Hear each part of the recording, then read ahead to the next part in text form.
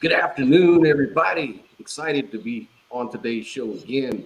We're going to be introducing another current electro space disco producer, one of my favorites, man. I've been supporting him on my radio show.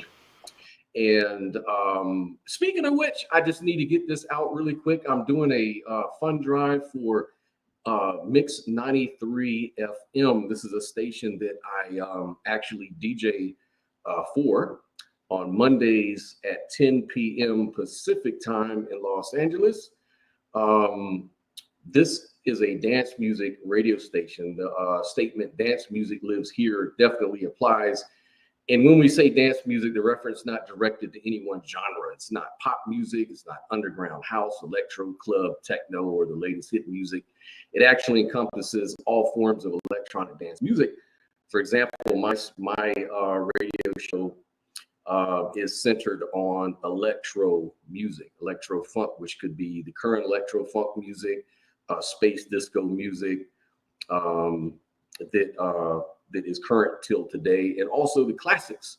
So what I'm asking for is that you take a look. I have the description or the link in the description for how you can actually donate to the fund drive so we can keep the station on and going.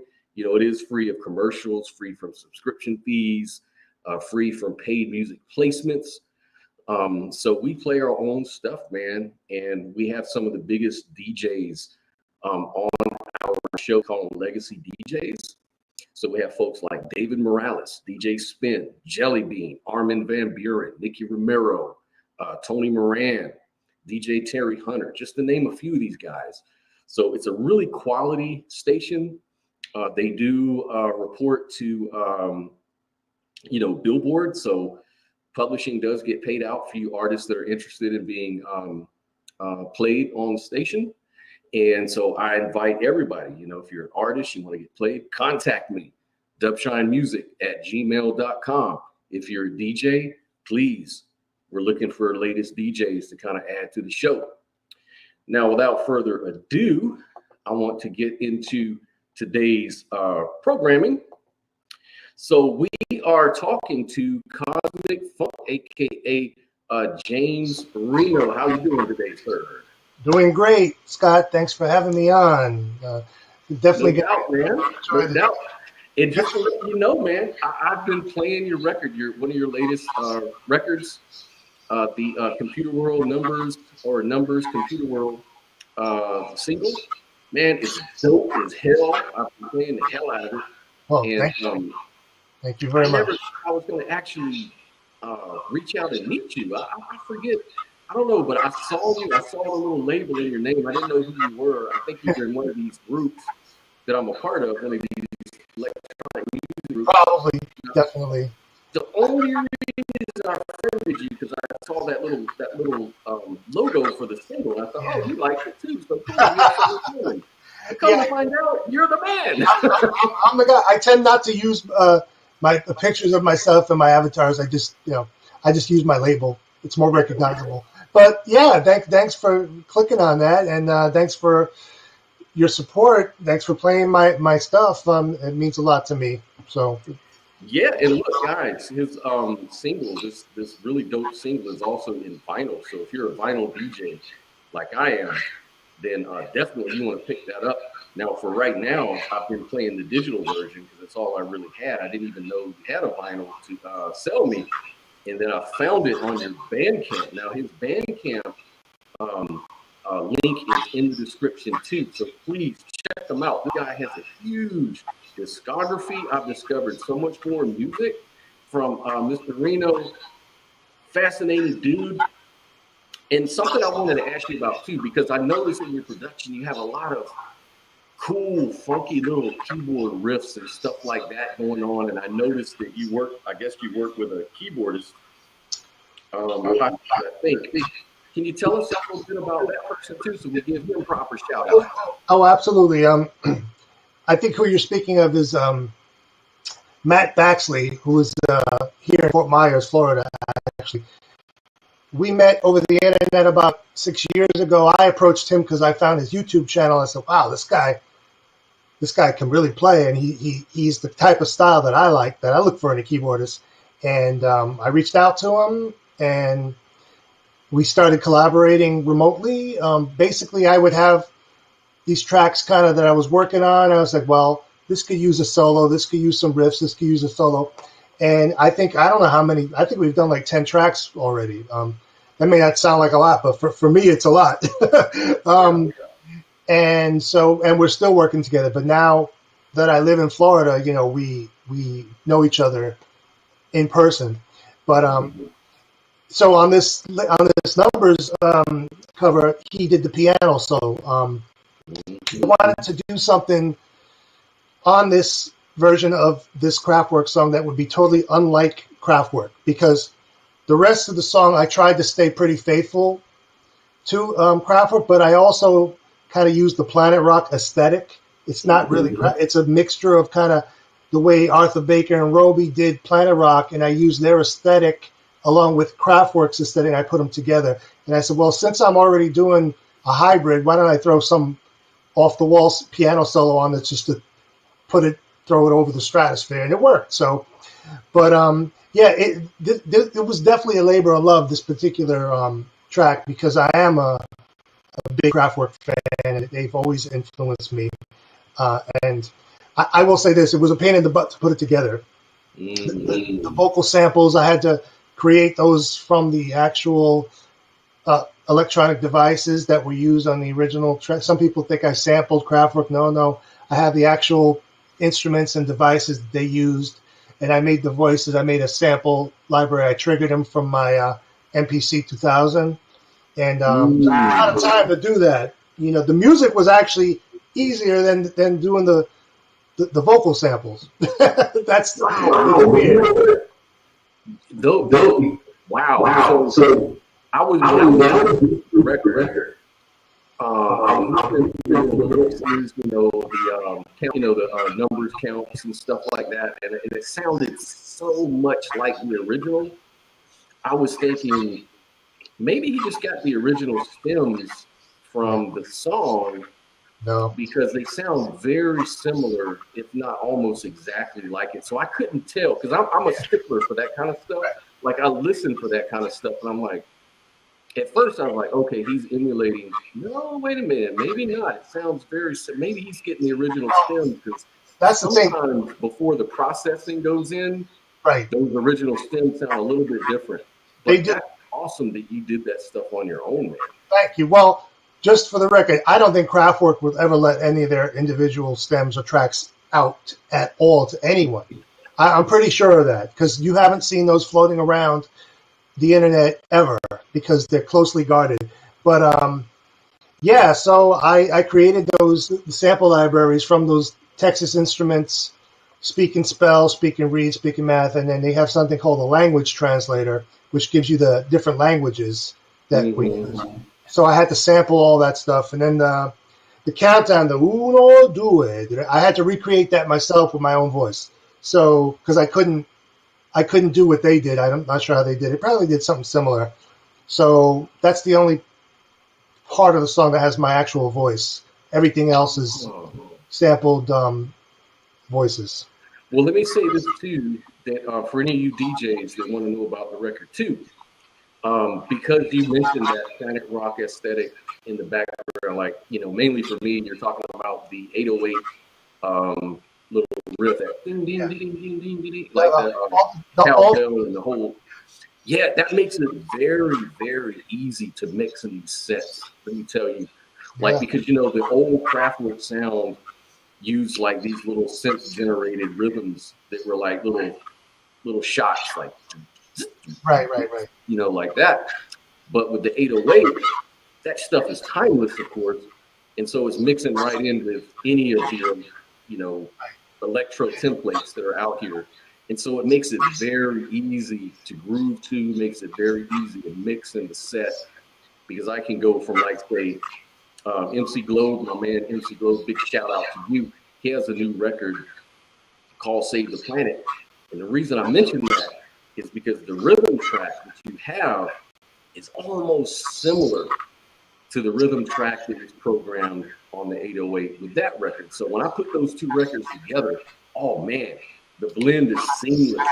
Yeah. Transitions are beautiful. It's going to be easy because the pattern is basically the Planet Rock pattern. And I even matched the tempo of Planet Rock. So I looked it up and it was, I think, 126. Yeah. 127, yep. Yeah, whatever it is, I recorded it at that tempo on purpose. Because I wanted it, like I said, to have that Planet Rock aesthetic, but still be Kraftwerk. And I used the real 808 on that, just for the record. So that's not yeah. I mean, I do use sample sets of other things, but that I used the 808 on that. Yeah, 808 has a like an internal swing to it or something that makes it really unique. Something about it, can't put your finger on it, you know. Yes, I was about to ask you, did you use the original 808? Of course you did, so that is awesome to know. And I have emulations of it as well, but for that track, I wanted to use the real thing. Yeah. And so how, and I know we were kind of discussing this a little bit earlier, but how was the challenges with the publishing and getting the record actually out there and distributed? Well, I had the track done months ago, and I had it up on Bandcamp as a digital. You know, I had only the main mix and the dub mix. I did a bonus beats mix later on, which we can talk about too. But I had it up for digital download, and I even had it up for free, so there wouldn't be any problems, you know, like selling it. Well, it doesn't matter if it's up for free or you're selling it, because if you don't have license to release a cover version or a sampled version or a reworking, whatever the hell you want to call it these days, if you don't have that permission on Bandcamp now, they'll take it down. So they took Sony Music Publishing, gave them a cease and desist, and they pulled it down. That's the first time Bandcamp has ever done anything like that to me personally. I was shocked. But then I realized I had to, if I wanted to release this on vinyl and then sell it on Bandcamp or anywhere else, that I might have to buy a license. So I had to go through a third-party aggregator to get the licensing, and I had to go through two different publishers, so I had to pay two separate licenses. So that added another few $100 to the cost of this record, but it is what it is. You know, it's pretty much sold out. I have less than 10 copies left, I think now, out of the 200, so it did well. You know, I wish they could all do that well, but as you know, as a label owner yourself, it doesn't work out that way all the time. You just have to take it. Oh, by the way, your package, I'm going to put in some bonus records for you. Oh, wow. Yeah. My pleasure. Thank you so much, man. Absolutely. Which leads to the other thing. Guys, click on his Bandcamp profile. This guy has a huge discography, like 183 or more, I think, tracks out there. And he's got a new current one. In fact, what I'd like to do, if you don't mind, with your permission, I'd like to play a piece of the some of these records. So I want to do a little share screen, if it's okay with you, just to kind of play a piece of KOZMIK Funk, Numbers Computer World, and just let folks get a little taste of it, so I can do a little advertising for you. So I'm gonna play a little piece of it. Check it out, guys. This is awesome.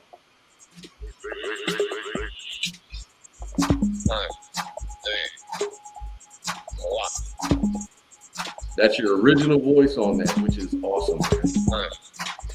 Actually, no, the count, the Italian part is me. Oh, gotcha.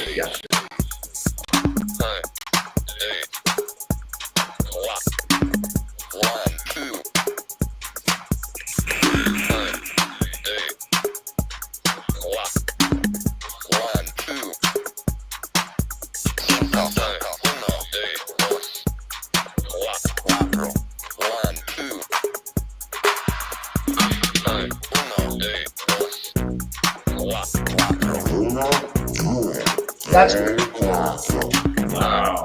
Sounds very similar, if not almost exactly.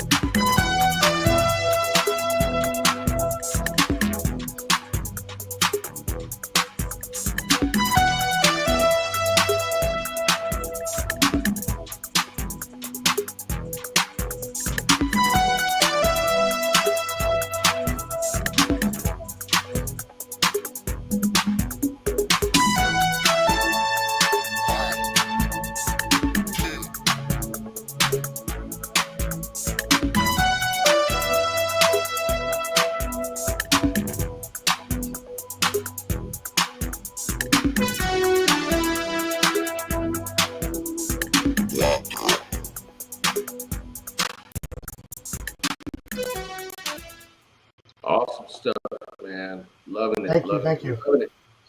And we're gonna play some more of your music too, off the Bandcamp to kind of show people that too.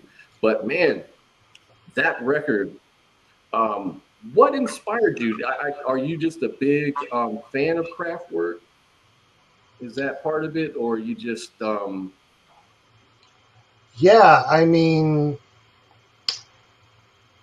a big fan. They've been a big inspiration over the years for me, and I wanted to do something kind of tribute to them, and I wanted to do it right. Do we have a delay? Is my camera coming through all right on your end? Your camera's coming through fine. Okay. Yep. I wanted to do it right, and that's why I spent a lot of time on it. And I'm happy the way it came out, and I'm happy that I was able to put it out there for people to hear. And yeah, Kraftwerk is a tough one to. If you're going to do a proper cover, it's difficult because everybody's going to compare it because they were the pioneers of this. Pioneers, kind of, exactly. Yeah, so QBQ in the audience did notice a loud volume is triggering his camera, and Mike just needs to turn it down a bit. I guess I can't see that so good on my end, but if you guys are still seeing that, let us know, please. Is that on my end? The camera is triggering something there? That's what some of our audience members are saying. So, okay, I'll turn it down then. Okay. I'll turn down my volume. But yeah, because that leads kind of like when you were growing up. First of all, where were you born? You're from NYC, right? Or well, I'm from NYC. From the age of 6 onward, I was actually born in Passaic, New Jersey, but my parents divorced around 5 or 6. I came to New York to live with my grandmother and my mother in Manhattan, and I pretty much stayed in that apartment until last year. That's how long I was there. So 1974 until 2021. Wow. That was my tenure in New York City, yeah. So how do you like it in Florida since you're relocated? I know it's got to be culture shock. Well, you know, I've been coming to Florida for quite some time, so I mean, I'm used to it. I didn't think I'd end up living here, but you know, we have family here, so it worked out that way. But you know, at the ripe old age of 53, you know, this is a new chapter. Right, exactly. This is a new chapter, and it was time for something a little different. And family's here, and you add all those things together, and yeah. So yeah, it's been an adjustment. Like the scene, like where I am, there's really not a scene for this stuff. I guess the closest proximity for this scene would be probably Miami. But where we are, there's no scene for this. That's why I do my weekly vinyl show, and I put that out there. I'm pretty much by myself, but you know, I'm doing my thing. I'm happy. Yeah. Yeah, there you go. It's definitely an adjustment, but it was time for a change. It is what it is, man. And I'm kind of like you. I kind of grew up listening to Kraftwerk and stuff like that. Is that mainly what you heard, or were you mainly like into the disco and the funk and? Oh well. What was your background? Yeah, all that stuff you mentioned. Growing up in the 70s, my mother would bring home disco records and soul records and stuff like that. So my education started pretty early on, you know, because of her. She used to go to the clubs, or her version of the clubs, the dance studios, as they used to call them back in the day, right? And she would bring home records. But before too long, I was like, thanks, Mom, but I'm going to start buying my own records. Like I knew what I liked. You know, we had some very similar taste, but it's like, I'm going to start looking for the records now, and haven't stopped. And I can see in your background, you have a hell of a record collection built up over time, huh? There's more in the garage, yeah. We keep them in an air-conditioned, climate-controlled garage for more records, yeah. There you go, man. That is awesome. And do you DJ a lot or at all, or what is your main? Or are you mainly just into production? Oh, mainly production. I mean, back in New York, I would DJ. I didn't have any residencies. I would usually team up with a friend, another DJ. I would open for people, that kind of stuff. So I did occasionally DJ, but since, like I said, there's no scene here, so that hasn't been an option. That might change. Who knows? But still, always been mostly producer, sound designer, record collector, occasional DJ. Right. Yeah, man. It's here in Florida.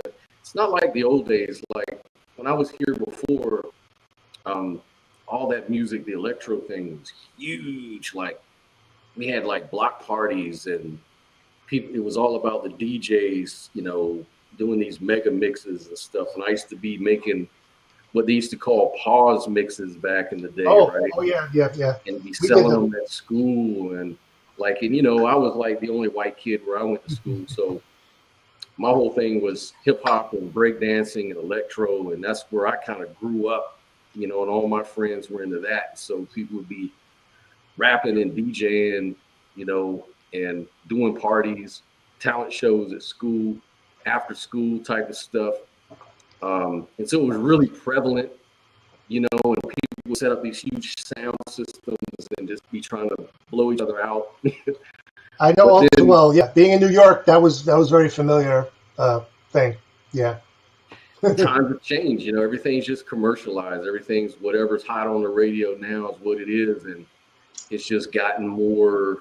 I don't know what happened, man. It's like the music scene just died around this little place, and I guess it's the same where you're at too.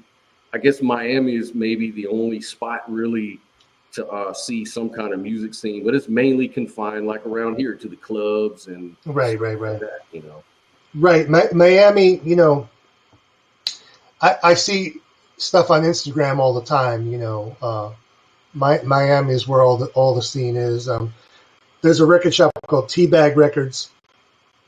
The guy that runs the store I met back in Brooklyn like 13 years ago, and I lost touch with him. And then on Instagram, I was perusing. I said, "Oh, you have a record shop?" And he says, "Reno, it's me. Remember me from Halcyon in Brooklyn?" I was like, "Oh, wow."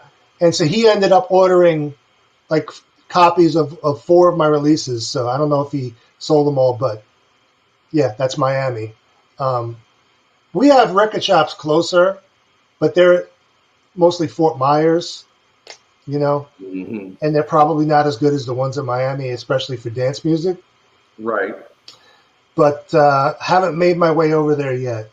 Maybe in the near future, we'll see. And I think, I don't know what your idea is on this, but part of it too is just the whole saturation of the music industry, period. Like if you look at, like if you go to Beatport, like you get your records or Track Source or one of these record pools or what have you, there's like a million different genres of dance music. And it's like everybody and their grandma's doing it. And it's like just so saturated to where there's something's missing now. Like back in the day, it used to be so cutting edge and so new and fresh and all of that. And now it's just like, I don't know. It's just really changed. What do you think about the new music that's going on these days? And I agree pretty much with everything you just said. There is good stuff coming out, but you really have to dig for it. Because there's a lot of generic stuff. There's a lot of crap. I mean, this is subjective. I don't want to insult anybody's taste or any artists out there. But for me personally, you have to sift through a lot of stuff to find, for me, what I would want to buy. There is good stuff being made, but it's such a endless sea of stuff that's not so great, at least to me, that it becomes tedious to find the stuff. But if you're in the right place and you know the right people, you can kind of get hip to good stuff coming out. Yeah, I'm still in touch with my distributor over in New York, downtown304.com. Hey, Nick. He sends my stuff overseas to be sold that way. overseas sellers. And I check his website for new stuff to come out. This is pretty much vinyl we're talking about. I know a lot of stuff comes out only digitally, but you know, I like digitals, but I also want to have it on vinyl. And I find that, not to generalize too much, but the labels that are willing to put the money into pressing the vinyl, sometimes I feel it carries more weight. The music just carries more weight. Like, oh, they invested. They actually invested. They didn't just do something in GarageBand and upload it to TrackSource or Beatport. They actually put money behind this. So maybe I should give this a more of a listen. And sometimes that actually works out. You know, oh, this is pretty good. Yeah, I agree with you, man. I know that investing in vinyl for the folks that can do that, you know, that are putting out vinyl and stuff like that, it creates more of an investment because it's a little more costlier than just a download off of some record pool or something like that, or even from, you know, iTunes or any distributor, 99 cents a song or whatever. You get like the vinyl and you have something tangible, and there's something about it, you know, looking at the cover, just the tactile feel of the record, the wax, the whole thing. There's a value add there that can't be matched, which I wanted to ask you, like, with your experience, like I lived in Europe for a while, a number of years ago. And I guess the music scene was a little more back then diverse. Like, you know, there's a whole lot of different kind of music going on than in the States, at least at that time. How is vinyl sales and your music being received overseas as compared relative over here stateside? There are some people here in the States that are into vinyl, but a lot of my sales come from overseas. Like, I haven't sat down and really thought about percentage wise, but maybe 60% of it is overseas, which leads into another, which is great, don't get me wrong, but shipping overseas as a independent seller, I'm not a distributor, I'm an independent seller, is so expensive. It's expensive and it's also risky because sometimes stuff gets damaged, it doesn't get there, then you have to weigh that against, do I want to sell overseas if I'm going to get someone who doesn't receive their package and want their money back? So at this point, I almost want to leave that part of it to my distributor, who gets bulk shipping rates and can take care of that easier than I can. But yeah, there's a lot of, I think Europe's still where it's at for dance music and vinyl in general. I think Europe is still the hotbed for that. I think so. You know, it always has been. And while I'm at it, I just wanted to give a quick shout out to the folks in the audience. We have that I can see is QBQ, Atlanta Rap History. He's got a really great podcast as well, where he does kind of the same thing, interviewing folks and talking to some of the legends, pioneers, and current artists. So big shout outs to them. And again, guys, if you like the content that I'm sharing out here, please like and subscribe to the channel. I am just trying to build it. I'm trying to bring awareness to a wonderful art form that I grew up on and that I'm trying to promote just for my own personal reasons. I love the music and I love engaging with it. So please support me. Help me out. Let's keep this thing alive, man. I promise to keep it interesting.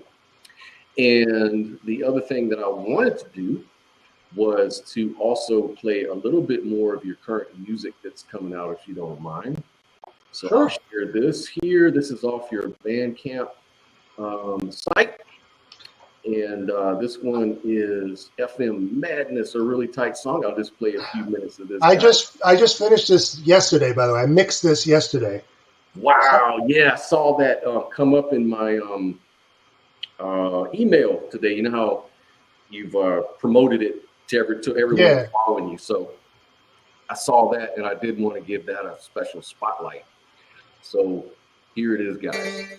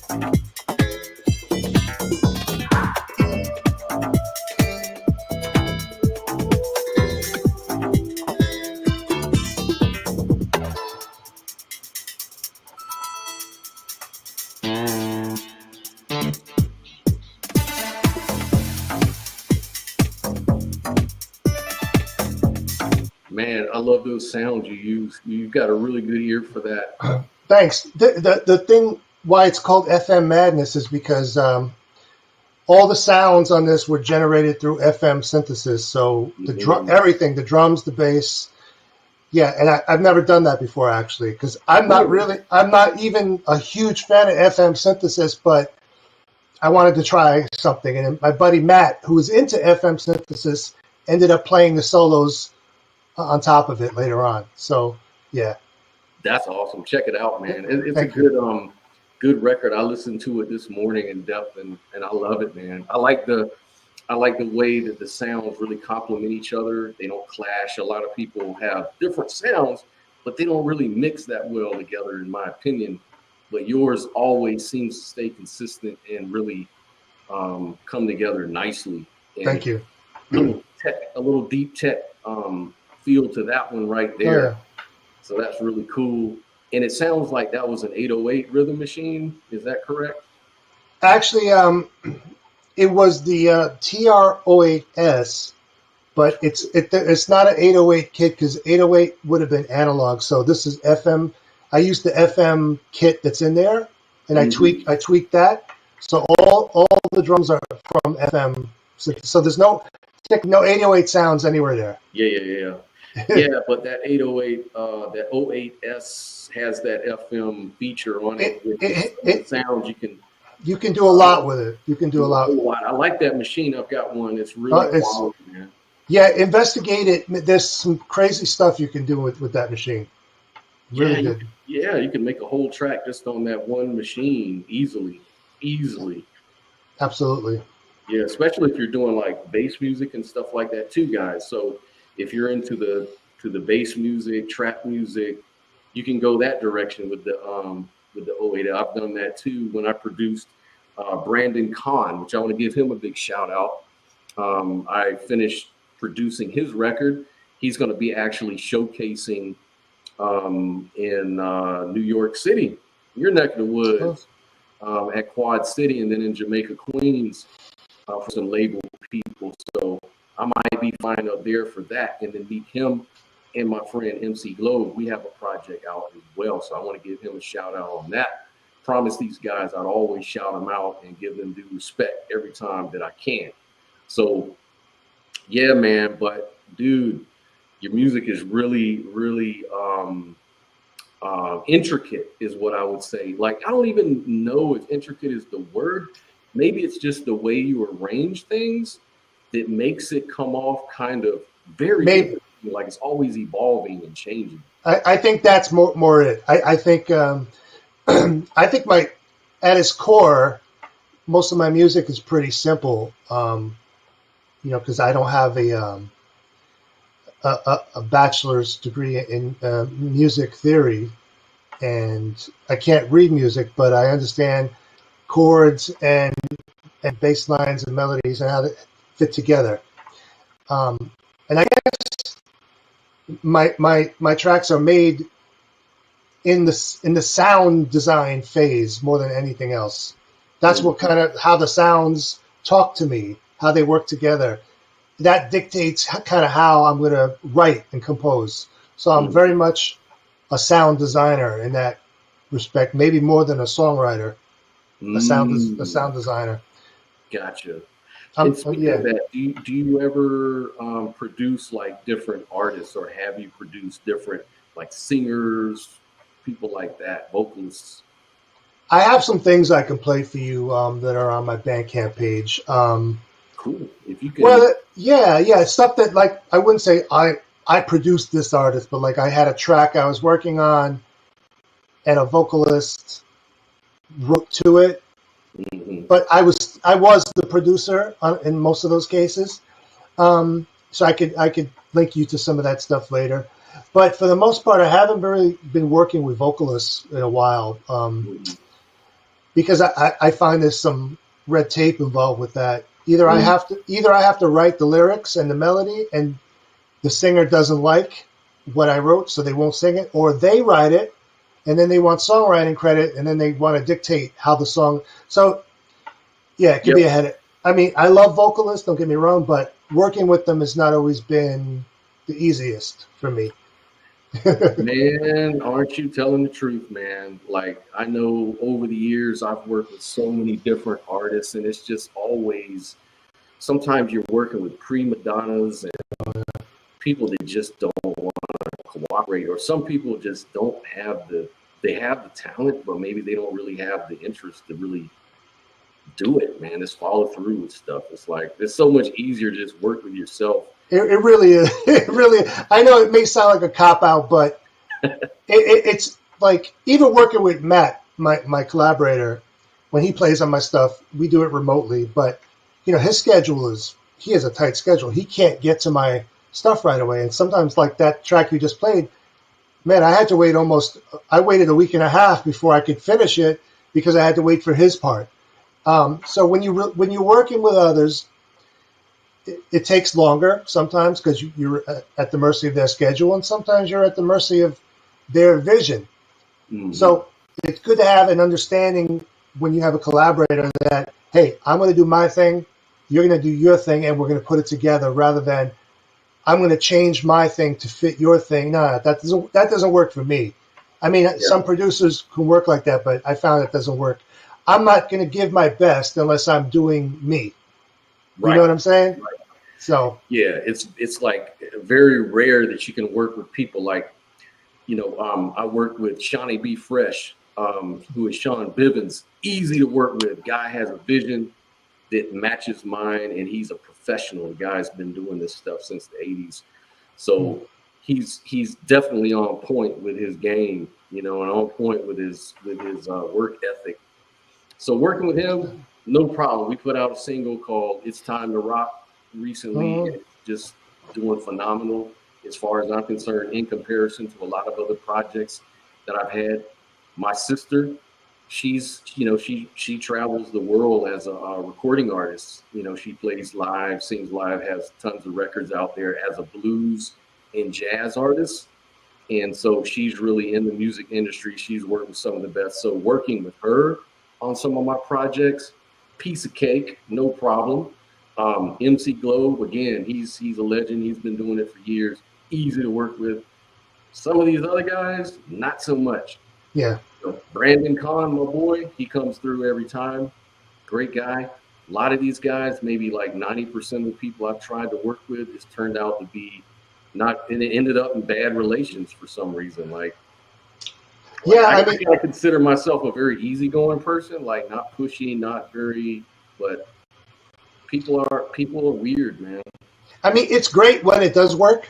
You create something together, and you're like, oh, look at what we did. And like you said, all those other times, it's like, oh, never mind. I'll finish it myself, or I'll get someone else or whatever. Yeah. And not to sound jaded, but that's been my experience over the years.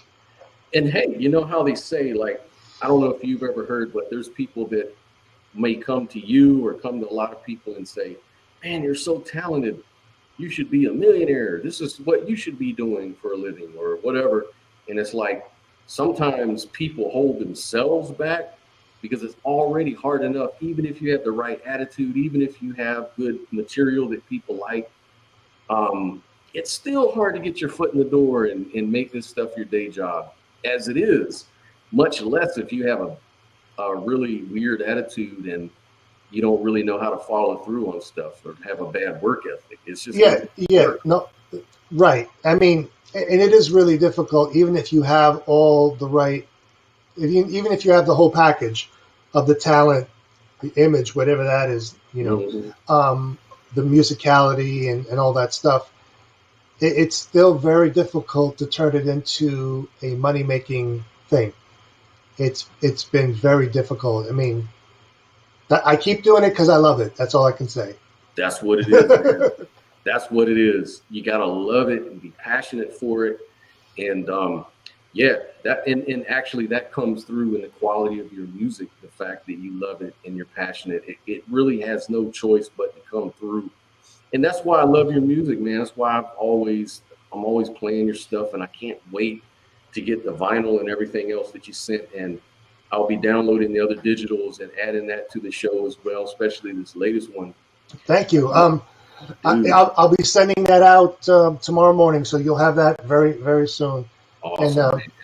The next one is in the can. Yes. For the first time, I'm doing an actual full printed color cover for my vinyl release, which again adds significant cost to the project. But I wanted to do it, and it's going to be called Percussion in Space, and it's going to be very minimal, a lot of live percussion mixed in with the electronics.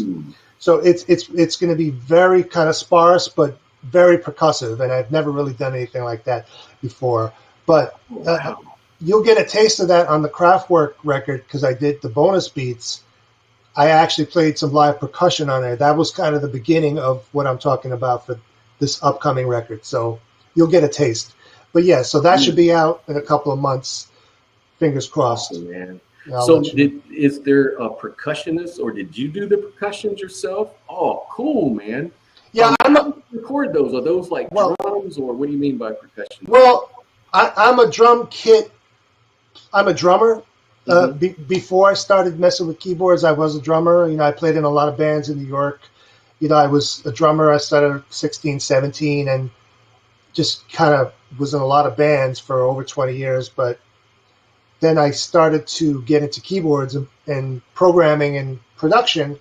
And then, believe it or not, since I got to Florida is when I bought a whole bunch of percussion instruments.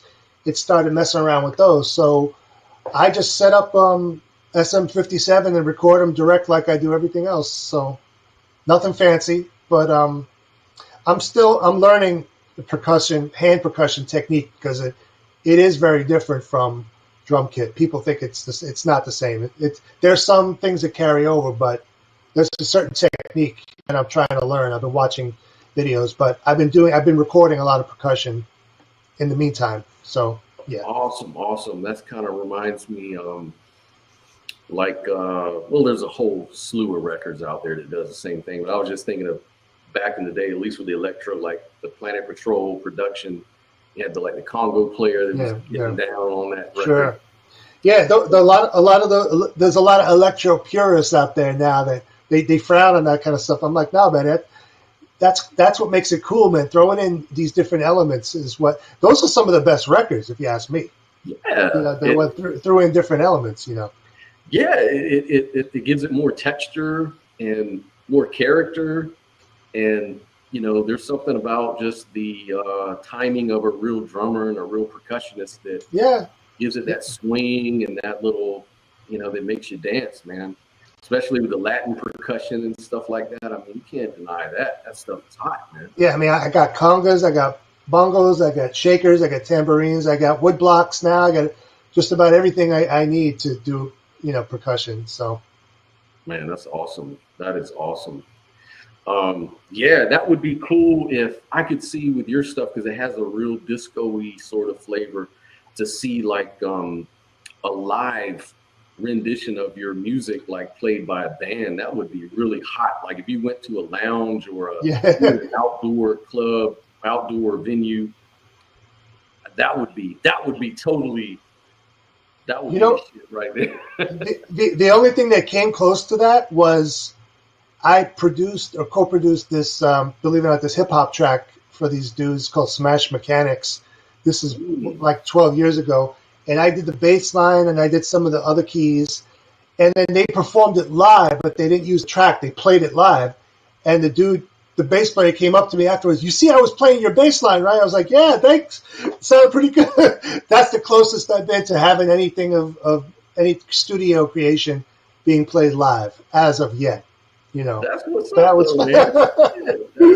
That's cool as hell. I mean, you could even have like a live percussionist, people that can improvise, if not yourself, on the keyboards, and then have just a DJ playing your records. I mean, you could easily.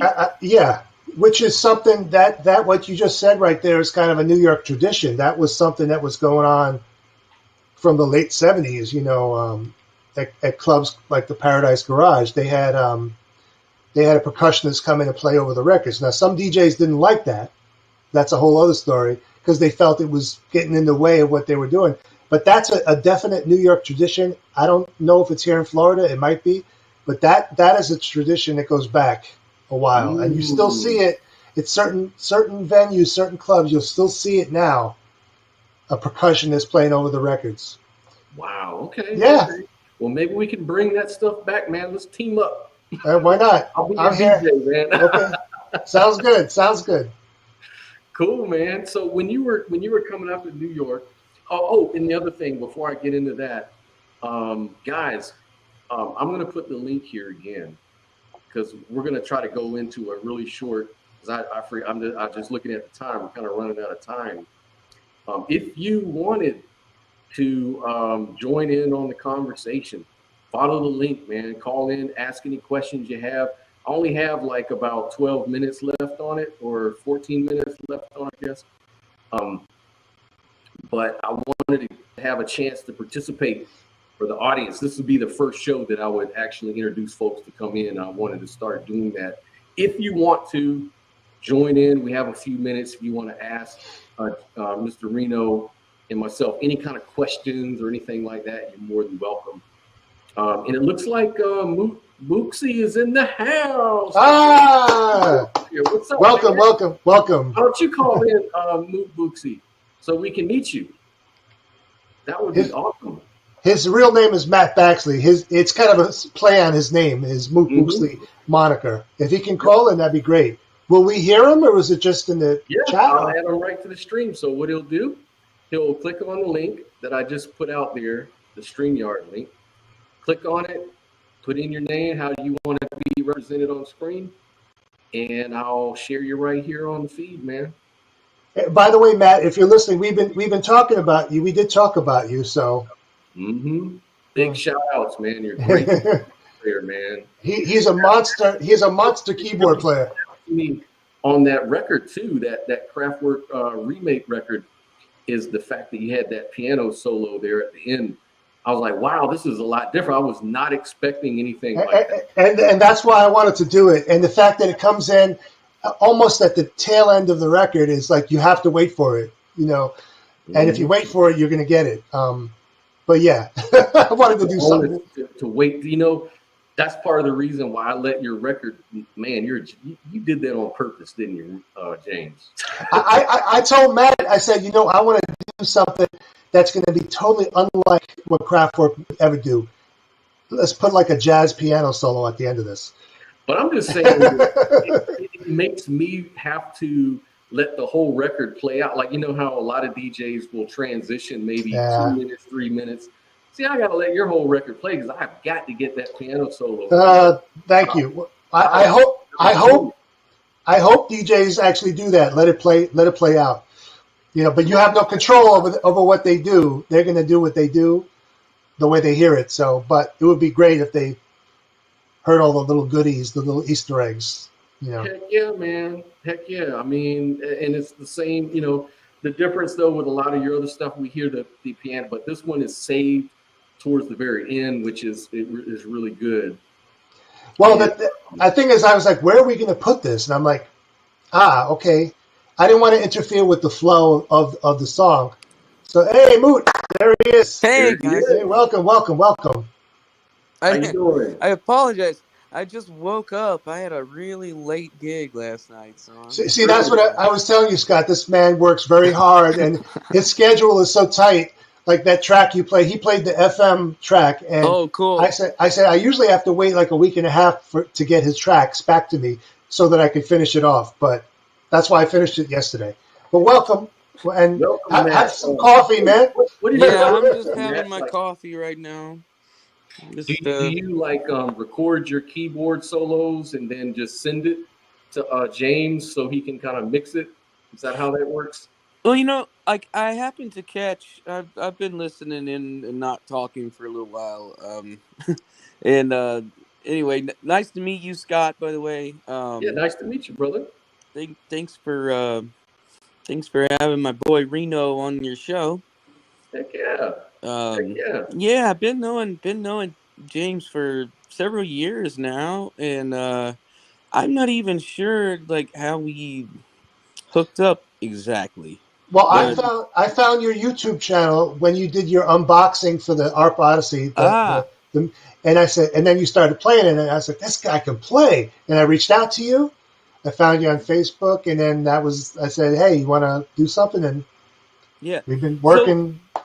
I happened to catch that part you were talking about, collaboration and the difficulties, the trials and tribulations of collab. And I'll have to say that I share your sentiment that it's like it's cool when it works, but so often it doesn't work. And I totally echo your sentiment that working alone tends to be easier because Right?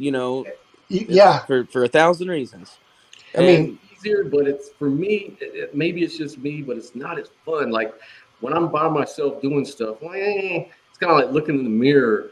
But when you have other people you're collaborating with, it just expands and enriches your final product. no, yeah, it And that's does. what I get really excited about, And unfortunately, though, it's kind of hard. I've had very few partners that actually worked out, but I do have quite a few. By the way, I have to I almost forgot. Sorry, Tony. Need to give you a shout out. Tony Fernandez.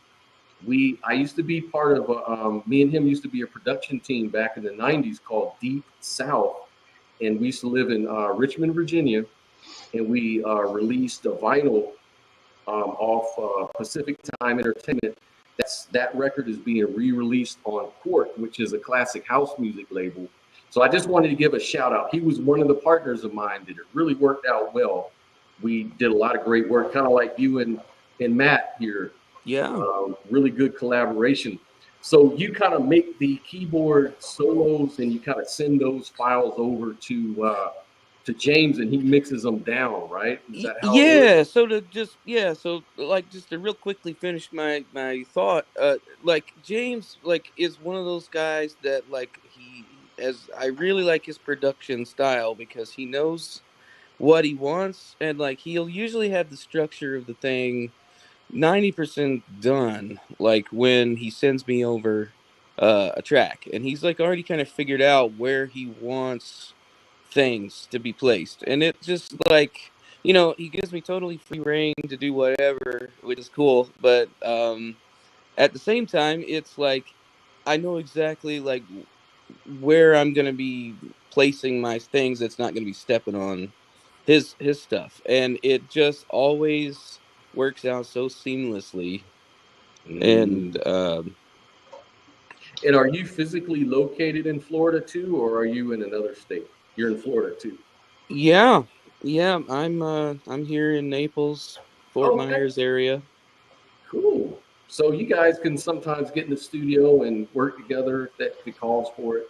But you're well, probably very busy. well, You would think. you would think because since my wife and I moved down here, Matt has only been over here once. Yeah. Oh, okay. And he did play on. So I said, well, I got him here. I'm going to have him play on this thing I'm working on. And it was the only track we did in the same room together. Like, and that I could send you that. That's it's called My Groove. It's about It's a breakdancing song kind of Oh, thing. nice.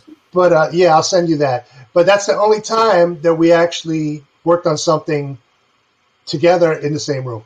Yeah. Hopefully that'll change, and we'll do more of that. Yeah, I have Yeah, high I know. hopes. He's a very busy man, as I said, very busy man. Yeah.